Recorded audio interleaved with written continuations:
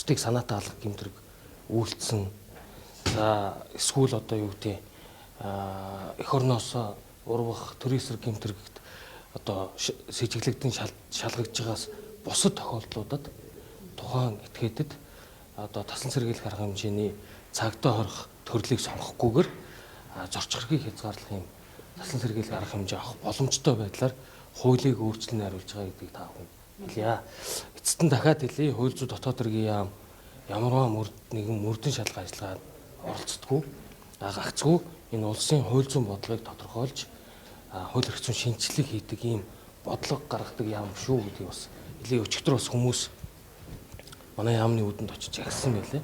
Бид нар бодлогын хувьд ийм шинжилгээ хийж байгаа гэдгийг бас давхар хэлье. Тэгэхээр одоо гин буруутай тогтоогүй байхад үнийг шууд цагдаа ордог энэ байдал бол таслан зогсоогдно гэж ойлгож байна. Тий, одоо улсын хэмжээнд цагдаа оргиж байгаа хүмүүсийн тоо өнөөдрийн байдлаар 1000 гаруй байна. Тэгэхээр цаашид бид нар энэ тоо бол эрс өөрчлөгдөнө.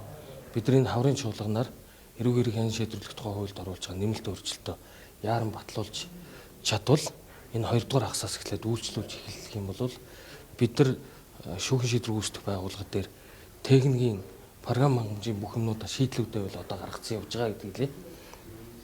За мөн одоо зөрчил шалган шийдвэрлэх ажиллагааг бид бас цахим хэлбэр рүү шилжүүлж байгаа. За эхний ээлжинд чиглэлтэй дүүргийн